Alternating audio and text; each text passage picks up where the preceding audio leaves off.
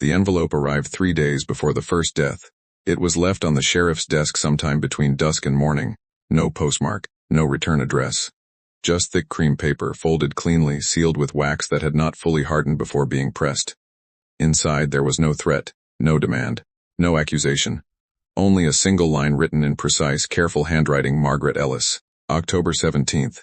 9:14 p.m. Factory stairwell. Sheriff Hale read it twice. Then a third time. Margaret Ellis was 26 years old. She worked evening shifts at the textile mill. She was not ill. She had no known enemies. She had never reported harassment, disputes, or danger. It was, he decided, a cruel joke. The letter was placed in a drawer and forgotten. 3 days later, at 9:14 p.m., Margaret Ellis fell down the narrow iron stairwell at the mill. Her neck broke instantly. The men who carried her out swore she had simply misstepped. The foreman insisted the lighting was adequate. The company doctor wrote accidental fall before the body had cooled. Sheriff Hale did not think of the envelope until he was washing his hands that night and saw a faint line of ink beneath his fingernail. 9:14 p.m. He returned to his office, opened the drawer, read the letter again. The next morning, another envelope was waiting. This one had already been opened, and someone had underlined the time. The first envelope. The town of Lockridge, Pennsylvania, was built on smoke. By 1907, the sky rarely showed its true color. Coal dust settled on rooftops, on window ledges, on the shoulders of men walking home from the mills. Even the church steeple seemed permanently dimmed, as though God himself had grown tired of looking down. It was not a place where mysteries thrived. It was a place of routine, shift whistles, church bells, funerals. Sheriff Thomas Hale had served Lockridge for 12 years. He was not a man given to imagination. He believed in ledgers, in signed statements, in practical causes. Margaret Ellis had been practical. She lived with her widowed mother in a narrow wooden house on Ridge Street. She kept her hair pinned tightly beneath a gray scarf at work. She walked the same route to the mill every evening. On the night of October 17th, the textile factory was loud as always. Machines clattered. Steam hissed from pipes. Workers shouted above the noise. At 9:13 p.m., Margaret was seen descending the iron stairwell toward the lower spinning floor. At 9:14 she fell. No one saw her trip. No one saw her pushed. No one saw anything. But 4 different workers agreed on the time. 9:14. When Hale stood in the stairwell the next morning, he examined each step. The iron was worn but intact. No oil slick. No broken railing. No sign of struggle. He placed his hand against the cold metal, and he felt something unfamiliar. Not fear. Recognition. Back in his office, the first envelope lay open beside the second. The second letter was shorter. Daniel Klein. October 21st, 4:40, 2 a.m. Boiler room. Daniel Klein was 49, a maintenance engineer at the mill. He had been in the boiler room nearly every dawn for 15 years. Hale stared at the date. 3 days away. He folded the letter carefully and slipped it into his coat pocket. This time he would not ignore it. That night, Hale walked Margaret's route home in reverse. The street lamps flickered in the coal hess. Her mother's house was dark except for one oil lamp in the front window. Grief in Lockridge was quiet, efficient. Margaret's funeral was scheduled for Sunday. As he turned back toward town, Hale felt an unsettling thought take shape. If someone knew she would fall, why tell him? Why not warn her? The question followed him into sleep. On October 20th, Hale stationed himself at the mill before dawn. He did not tell Daniel Klein about the letter. He did not know how. Instead, he told him the boiler inspections needed review. That safety was being reassessed. Daniel laughed. Been standing in that room since before you wore a badge, he said. At 4:40, 1 a.m. Hale was still outside the boiler room door. At 4:42 there was a sound like a cough of steam, then a violent crack. The main pressure valve ruptured. Scalding vapor filled the chamber. By the time Hale forced the door open, Daniel Klein was on the floor, skin blistered, lungs already failing. He died at 4:46. The clock above the door had stopped at 4:42. Hale did not sleep that day. He laid the 2 letters side by side on his desk and studied the handwriting. It was disciplined, measured, no flourish, no tremor. The pen strokes were confident, almost instructional. He compared them to town records, arrest logs, property deeds, marriage certificates. Nothing matched. That evening, as the sun sank behind the mills, Hale returned to his office with a headache that pulsed behind his eyes. The door was locked. The windows were latched. On his desk, centered perfectly, lay a third envelope. He did not remember touching the handle. He did not remember crossing the room. He only remembered the sound of paper tearing. Elena Price, October 24th, 6:10 p.m., Bridge Crossing. Elena Price was 12 years old. She walked home from school across the narrow wooden bridge spanning Lockridge Creek. Hale felt something shift inside him. The first 2 deaths could be dismissed as industrial accidents, but a child. He read the line again. Bridge crossing. 6:10 p.m. 3 days. This was no longer prediction. This was choreography. He left his office immediately. The bridge was narrow with railings barely waist high. The creek below ran shallow but swift. He inspected each plank. Nothing appeared unstable. He stood in the center and listened. Water, wind. The distant hum of factory machinery. Ordinary sounds, the kind that conceal everything. Hale began to understand something terrible. The letters did not cause the deaths. They positioned him beside them. At 9:14 he had been elsewhere. At 4:42 he had been too late. On October 24th he would be present again, and someone was watching to see what he would do. When he returned to his office after midnight, exhaustion bending his shoulders, he noticed something else. On the back of Eleanor's envelope, in faint pencil almost erased, were 3 tiny marks. Vertical lines, 1, 2, 3, not numbers, tallies. Hale stared at them for a long time. Then he turned the envelope over. And for the first time he asked a question he had avoided. What if the letters were not predicting deaths but counting them?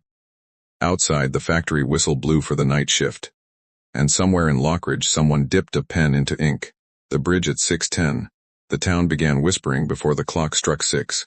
Word travels strangely in small places. It does not run, it seeps. By noon on October 24th, 3 people already knew Sheriff Hale had been seen near Lockridge Bridge that morning. By 2 p.m. 6 people knew he had closed access to it temporarily. By 4, the entire mill shift had heard there was something wrong with the bridge. No one knew about the letter. Hale had told no one. But Lockridge could feel when something was off balance, and something was. Elena Price left school at 5:41. She walked with 2 other girls until Maple Street, where they split in different directions. She carried her books pressed tight against her coat, head slightly lowered against the wind. Hale had positioned 2 deputies near the bridge, one hidden beneath the far bank's slope, another watching from the road above. Hale himself stood at the entrance to the crossing.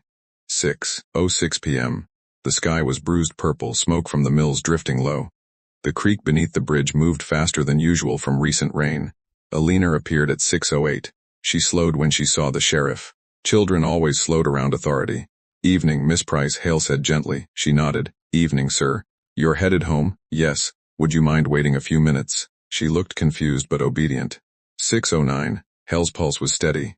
He told himself that this would be the moment the pattern collapsed. That whoever had written the letters would be forced to adjust, forced to reveal themselves. 6:10 p.m. Nothing happened. The wind brushed across the planks. The creek churned. Elena shifted her weight from one foot to the other. Hale felt something close to triumph. He had broken it. 6:11. Still nothing. He exhaled slowly. Then Elena coughed. Not her loud cough, a tight one. She blinked. Her hand lifted it to her throat. Sir, she whispered. Hale stepped forward instantly. Her knees buckled. Books hit the planks. Her body convulsed once violently, then went still. 6:12. The deputies were already running. Hale caught her before her head struck the wood. Her eyes were open, but unfocused. No blood, no visible wound, no fall, no push. She had not even stepped onto the bridge. She died in his arms. The doctor's report said sudden cardiac failure. 12 years old, healthy, no history. Hale read the report without blinking. 3 days, 3 deaths, 3 letters. He placed Eleanor's envelope beside the others. He turned it over again. 4 tallies now 4. He had only received 3 letters. He stared at the back of Margaret's envelope. 1 tally, Daniel's, 2, Eleanor's, 3, and yet this one showed 4. His stomach tightened. Someone was counting something beyond the letters. That night Hale did not go home. He returned to the bridge alone. The deputies had already removed the temporary barricade. The town demanded normalcy. He stood in the center of the planks and listened again. But this time he noticed something different. The bridge was not silent. It hummed, a low, almost imperceptible vibration, not from water, not from wind. From the mills. The textile factory stood less than half a mile upstream. Its heavy machinery ran continuously. 6:10. The shift whistle blew at 6. The machinery recalibrated shortly after. Pressure systems engaged, steam released. Hale's eyes narrowed. Daniel Klein had died in a boiler rupture. Margaret Ellis had died in a factory stairwell. Elena Price had died outside the factory, but at the exact minute of the evening recalibration cycle, he began to see structure, not random, not supernatural, industrial, measured, timed. He walked the length of the bridge slowly, counting steps. 32 planks at the center. He stopped, looked down at the creek. Something metallic glinted faintly beneath the surface. He climbed down the embankment and waded into the cold water. It was a small brass disc, smooth, perfectly round, stamped with a number. For his breath stalled. He searched the shallows. There was another disc lodged between two rocks, three, another two, and one more half buried in mud. 4 discs, numbered sequentially, placed beneath the bridge. He stood there for a long time, water soaking through his trousers. Someone had prepared this, not predicted, prepared. The tallies were not metaphor. They were physical, deliberate. Someone was marking progress, and they had marked 4 before Alina died, which meant Hale's thoughts fractured, which meant the count was not of letters, not of deaths, but of something larger. He climbed back onto the bank, hands shaking for the first time since this began. He looked toward the factory, smoke rising, windows lit, hundreds of workers inside, and somewhere among them a person who knew exact timing, exact names, exact minutes, and who had watched him try to intervene. He returned to his office near midnight. The 4th envelope was waiting. He did not open it immediately. He stared at it for nearly a full minute. It felt heavier than the others. Inside was a single line: Sheriff Thomas Hale, October 27th, 9:14 p.m. Your office. His throat went dry. 9:14, Margaret's time. 3 days from now. He turned the envelope over. 5 tallies. 5. Outside his window the factory whistle blew again, distant, mechanical, indifferent. For the first time since this began, Hale understood something terrifying. The letters were not warnings, they were demonstrations.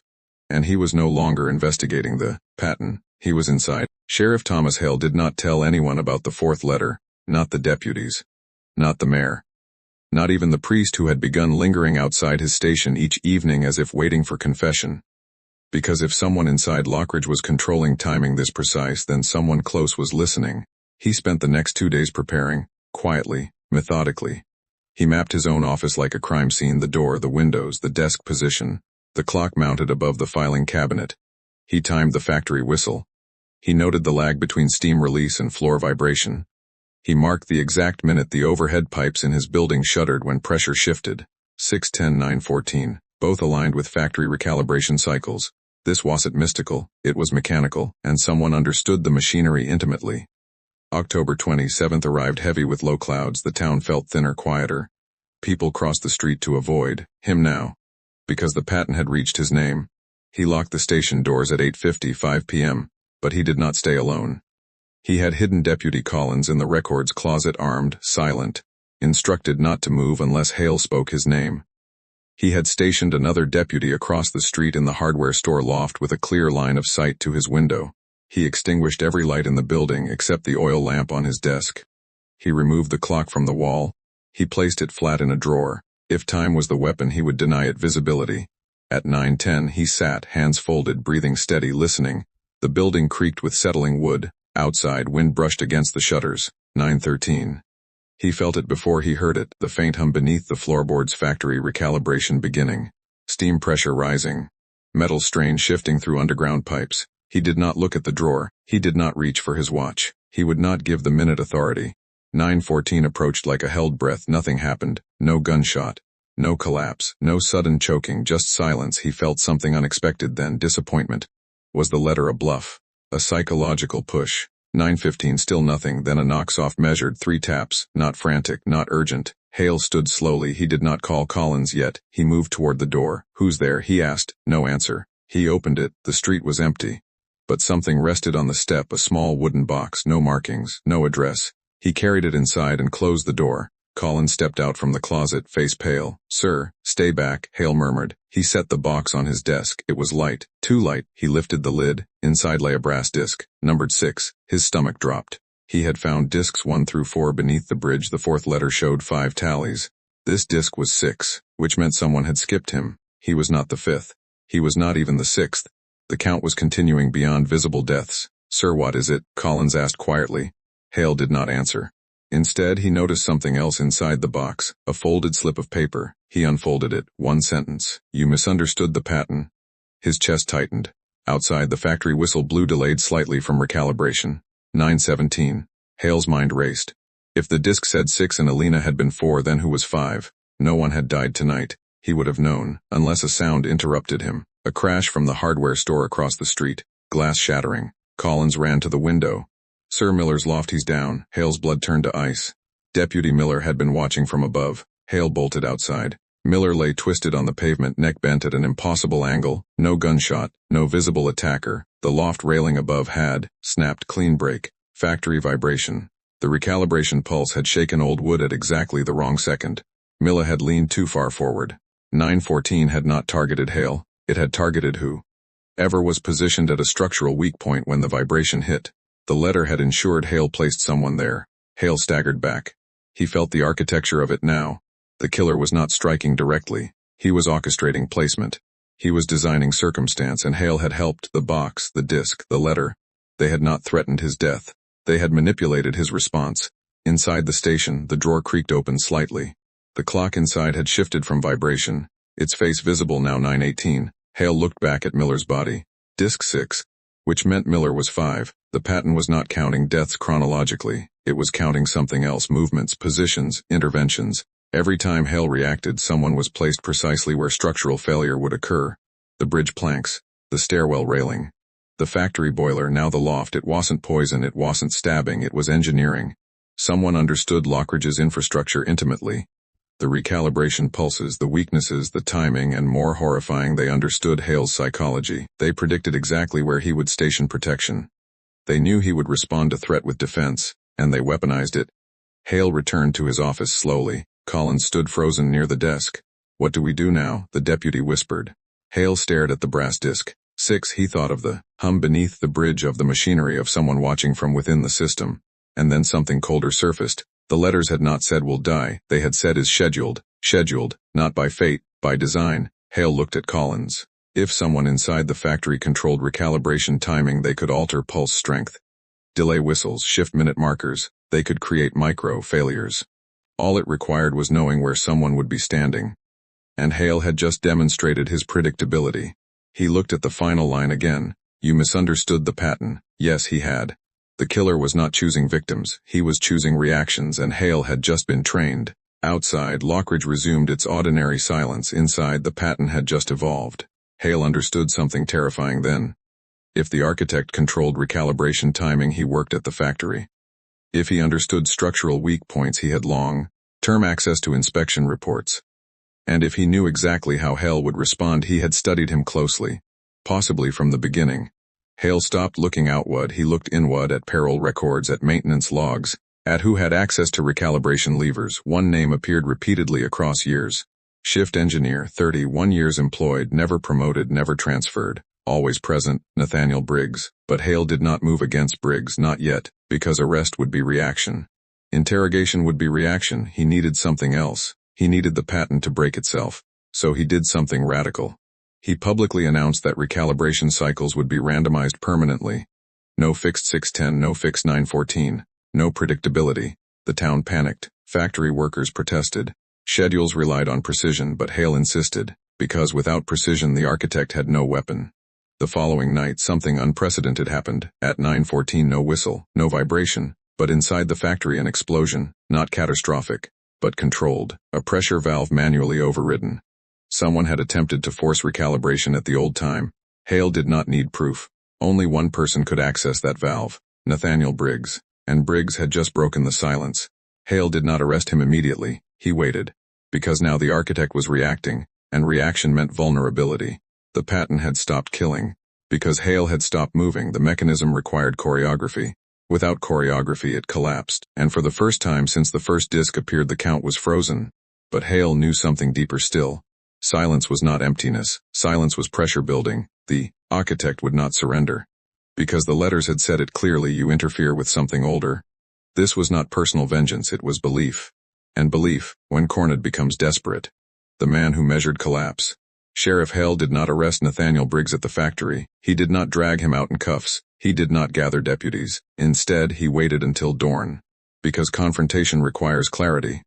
And Hale wanted Briggs in daylight, not shadow. Briggs was already seated at the factory's long oak maintenance table when Hale entered. He had not slept, that much was obvious. His collar was unbuttoned. His hands were stained with grease and graphite. But his posture was not defeated. It was composed, as if he had expected this moment for years. "You changed the timing," Briggs said calmly. Hale closed the door behind him. "You forced the valve." Briggs nodded once. Yes, no denial, no panic, no tremor in his voice, just acknowledgement. Hale studied him carefully. 31 years at Lockridge Iron Works, never promoted, never transferred.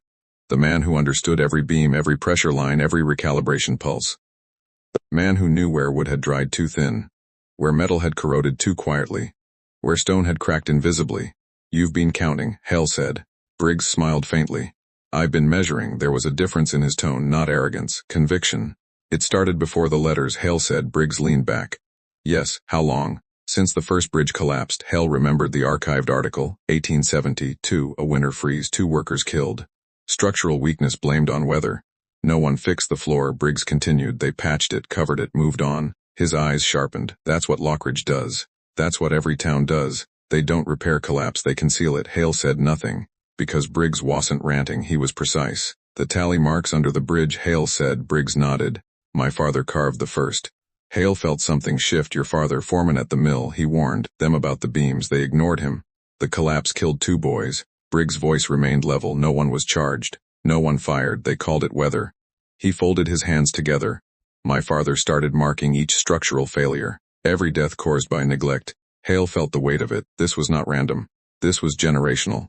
Why the letters? Hale asked. Because they wouldn't listen to tallies. Briggs' voice hardened slightly. When I filed inspection reports, they delayed repairs. When I requested funding, they postponed it. When I warned them, they dismissed me. He leaned forward. So I made them pay attention. Hale's jaw tightened. You engineered the collapses. I didn't create weakness, Briggs corrected. I exposed it. By placing people there, by revealing inevitability. The word hung in the air. Inevitability, Briggs continued. You think I wanted Miller dead or Elena Ellis? Hale did not answer. Briggs shook his head slowly. They were positioned in places already compromised. I knew where recalibration pressure would shift strain. I knew when metal fatigue would fail. He met Hale's gaze directly. I didn't invent decay. I accelerated recognition. Hale felt anger rising. You chose who stood where. I placed them where collapse was overdue. People aren't tools, they are consequences. Silence filled the maintenance room. Factory noise distant beyond thick brick walls. Briggs' expression did not waver. You think stopping me fixes it? He asked quietly. You randomized recalibration. Fine, for now. He gestured vaguely toward the town outside. But those beams are still aging. That stone is still cracking. That iron is still corroding. His voice dropped. You've paused the count. You haven't ended it. Hale studied him differently now. This wasn't a killer seeking thrill. This was a man convinced he was forcing accountability. You could have exposed them publicly, Hale said. Briggs' lips tightened. They would have denied it. You could have gone to the papers. They would have printed nothing. And so you killed. I revealed. The word again, revealed. Hale moved closer. You placed the discs. Yes, you wrote the letters. Yes, you studied my movements. Yes. Why? Briggs didn't hesitate. Because you care. That caught Hale off guard. You intervene. You protect. You change positions. His eyes sharpened. You were the only variable I couldn't predict. Hale understood then. The pattern required predictability, routine, human instinct. Briggs had studied Hale because Hale was disruption. Why send me my own envelope? Hale asked. Briggs leaned back again to see if you would panic. And you didn't. A faint, almost respectful nod. That's when I knew you might understand. Hale felt cold anger settle into clarity. Understand what? That collapse doesn't stop because you ignore it. Briggs stood slowly. Sheriff, Lockridge is built on deferred repair. He stepped toward the window overlooking the yard. Everything here is overdue. Hale watched him carefully. Then we fix it. Briggs laughed once, short, humorless. With what money? Hale didn't answer immediately. By forcing the council to fund repairs they want, they will. How? Hale met his eyes. Because it'll expose you. Briggs stilled. You think arresting me fixes structural decay? Briggs asked softly. No, Hale said. But it stops you from weaponizing it. Briggs considered that for now. The words felt heavier than threat. They felt prophetic. Hale, place cuffs on Briggs' wrists. Not violently. Not triumphantly. Briggs did not resist. Because this was not a battle in his mind, it was interruption. And interruption could be temporary. As Hale led him through the factory floor, workers stared, whispers rippled. The man who had inspected every beam. The man who knew every fault line. Gone. But the beams remained, the stone remained, the iron remained. That night as Briggs sat in the holding cell, Hale visited him once more. Who carved the first tallies after your father? Hale asked. Briggs looked up slowly. You think I was alone? Hale's stomach tightened. Briggs smiled faintly. The count isn't a person, it's a philosophy. And for the first time Hale felt something deeper than fear. He felt uncertainty. Because if Briggs believed others shared his conviction, then the pattern might not die with his arrest. It might simply wait. The others who count. Nathaniel Briggs did not speak again after his last sentence. The count isn't a person. It's a philosophy. He said nothing during booking, nothing during questioning, nothing while staring through iron bars at the empty corridor beyond his cell. But Hale understood something critical. Briggs had never acted like a man hiding alone. He had acted like someone who believed he was necessary, and necessary implies system. The first sign came 2 nights later. No letter arrived, no disk, no recalibration override. Lockridge felt calm, too calm. At 6:10 the whistle sounded on schedule. No tremor, no collapse. Workers exhaled, shopkeepers reopened windows, but Hale did not feel relief. Because patterns don't end cleanly, they adapt. The second sign came from somewhere subtle, the bridge beneath which the first tallies had been carved. Hale returned alone. Midday light filtering across the stone supports, he counted the original marks. Again, then something new caught his eye. Fresh wood shavings, not on the old masonry, but on a newer support beam installed last year. He crouched. There it was, a single tally mark, clean, sharp, deliberate. Briggs was in jail, which meant someone else had carved it. Hale felt something colder than fear. He felt multiplication. He inspected the beam further. The mark had been cut recently, within 48 hours, which meant whoever carved it wanted Hale to find it. This was not secrecy, this was continuity. The count had resumed. He returned to the station, pulled maintenance logs for the bridge repair last year. 4 names appeared under inspection sign, off: Briggs, Deputy Miller, Foreman Crawford, and Assistant Structural Surveyor, Elias Turner.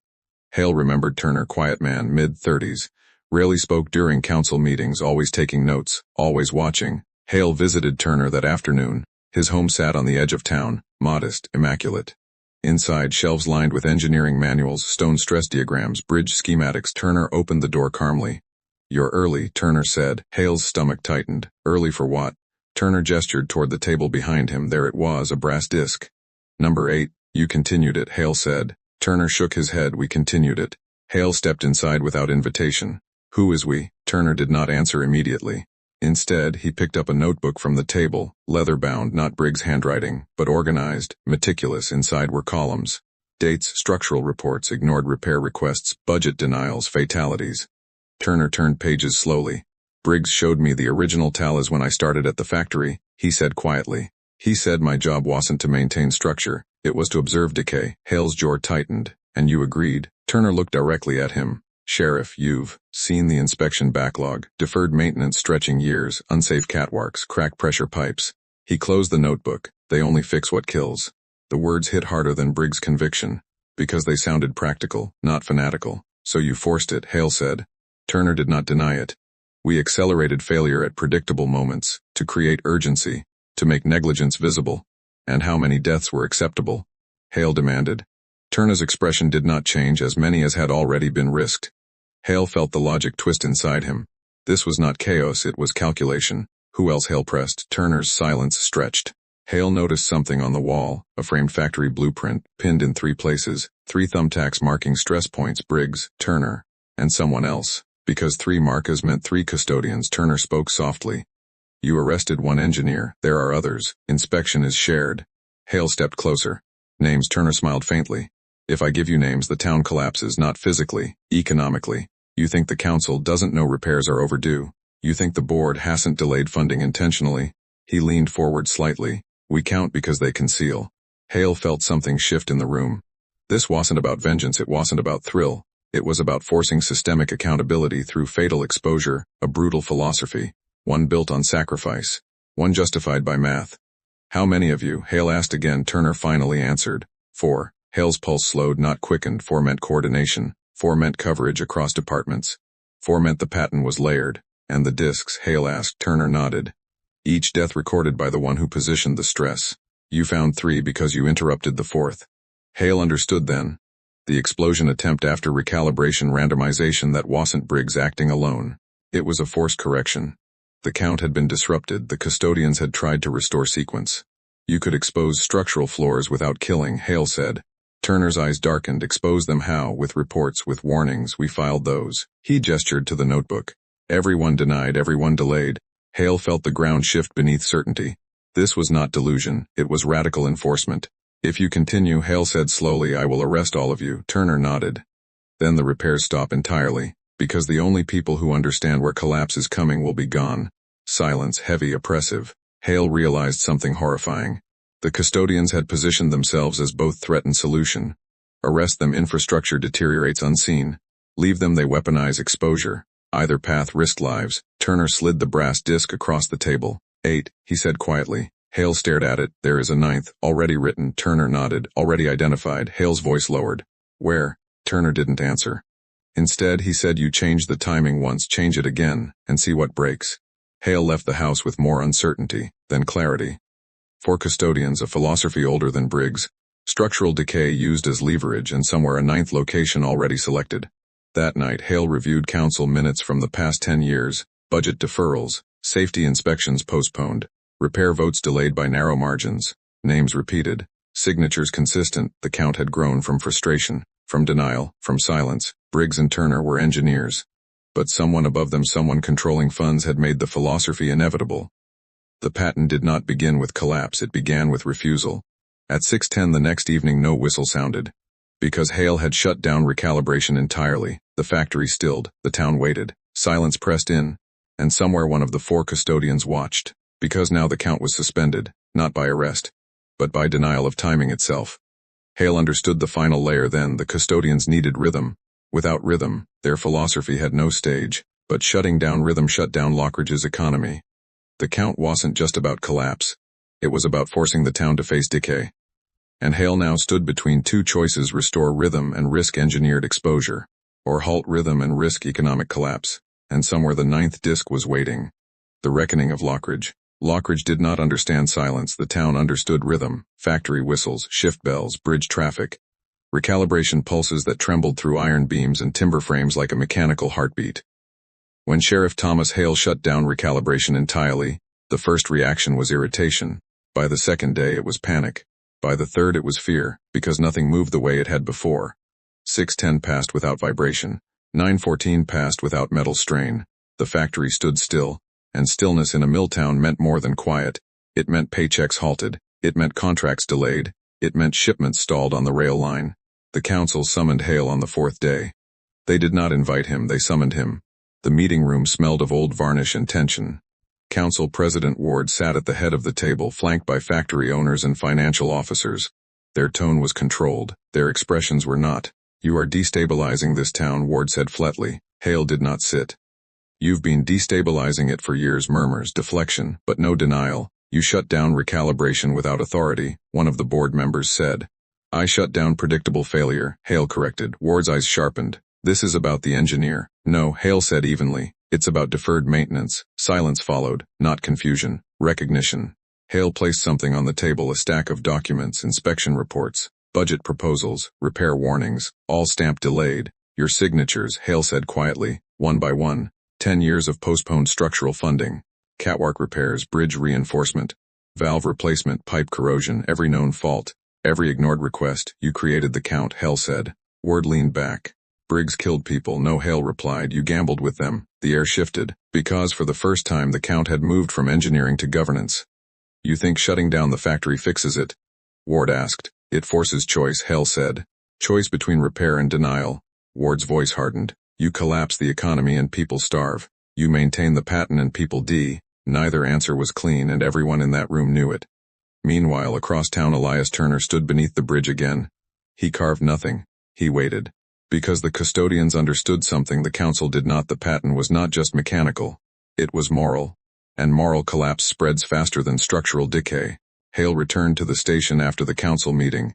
4 custodians, 3 arrested, 1 unidentified, the 9th location still unwritten, or perhaps already chosen. He visited Briggs' cell one final time. You stopped the rhythm, Briggs said calmly.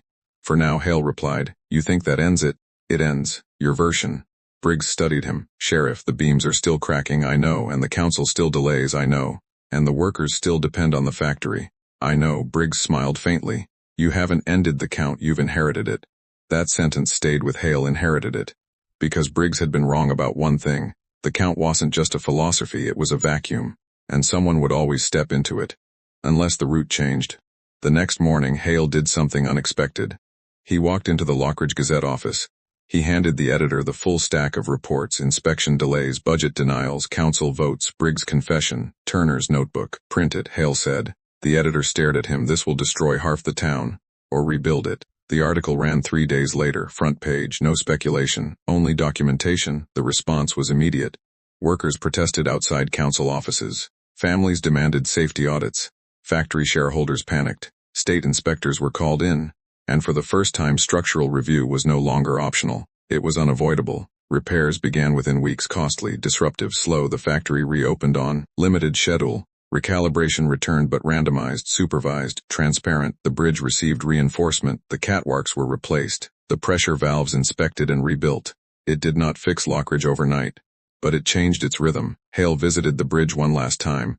The old tallies remained carved into stone, weathered, permanent. Beside them no new marks. He waited, listened, felt for tremor. Nothing came, not because decay had ended, but because exposure had begun. Nathaniel Briggs was sentenced quietly. No spectacle, no public trial drama. Elias Turner followed.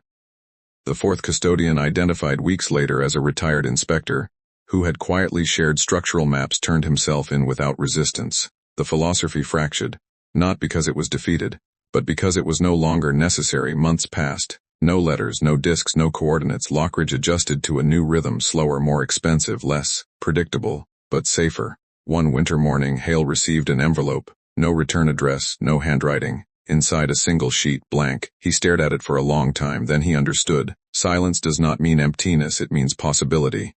The count had ended not because collapse was impossible, but because it was no longer hidden. Hale folded the blank page carefully. Placed it inside his desk, not as warning, not as trophy, but as reminder. Patents don't begin with violence, they begin with tolerance. And Lockridge had tolerated decay for too long. The factory whistle sounded at 6:10 that evening, controlled, measured. No tremor beneath it, no hidden stress waiting to be triggered. For the first time the rhythm felt earned, not inherited. But somewhere in towns beyond Lockridge, beams were still aging. Bridges still cracking. Reports still delayed, and someone, perhaps, was beginning to count. Lockridge did not fall apart. That is what makes it dangerous. The bridge still stands, the factory still runs, the whistle still sounds at 6:10. People still wake up, still clock in, still go home. Nothing collapsed, and that is the most unsettling part, because collapse was never the point. The point was rhythm. Nathaniel Briggs did not believe he was a killer. He believed he was honest. He believed he was removing illusion. He believed the town deserved to see what it was tolerating. Deferred repairs, ignored reports, signed denials. He did not invent the cracks in the bridge. He did not invent corrosion in the beams. He simply refused to pretend it wasn't there. And when the letters began arriving before the deaths, they did not predict fate. They revealed neglect. But here is the part that lingers. Briggs could not have counted alone. The tallies on the stone, the carved discs, the synchronized recalibration times, the structural access. Silence. There were others. And when the custodians were arrested, when the council was exposed, when the reports were printed, the patent did not vanish. It shifted. Because every town has its own version of Lockridge, a bridge that trembles slightly, a report that gets postponed, a budget that prioritizes comfort over correction, a signature placed beneath a warning, and someone somewhere noticing the rhythm. Sheriff Hale believed exposure ended the count, but exposure is not repair, it is invitation, an invitation to choose. Repair costs money, repair costs reputation, repair costs power. Ignoring the crack costs nothing until it costs everything. So ask yourself this: if a letter arrived on your desk 3 days before a death, would you open it? Would you believe it? Or would you seal it again and pretend the rhythm was natural? Because the most frightening part of Lockridge was not the killer. It was the delay, the slow tolerance of failure, the quiet acceptance that nothing breaks today, so nothing needs fixing today. That is how patents form, not with violence, with permission. There were no ghosts in Lockridge, no curses, no forest spirits whispering coordinates. Only documentation, only structure. Only men who believed the system would hold, and one man who stopped believing it should. The final envelope Hale received was blank. No time, no date, no location, just possibility. Because once the patent is understood, the future is not written. It is decided. And somewhere tonight a factory whistle will sound. A bridge will hum, a boardroom will delay a repair. A clerk will stamp postpone, and someone will feel the tremor beneath their feet. Not loud enough to panic. Not visible enough to report. Just subtle enough to ignore. That is how it begins. Not with counting. With comfort. This was one town, one ledger, one rhythm, but the count never truly disappears. It waits for tolerance, for silence, for permission. If you look closely at the structures around you, you may not see tallies carved into stone. You may not receive a letter predicting the hour. But the rhythm is there, it always is. And the question is not whether someone is counting. The question is, are you? black ledger files will return, and the next town is already keeping time.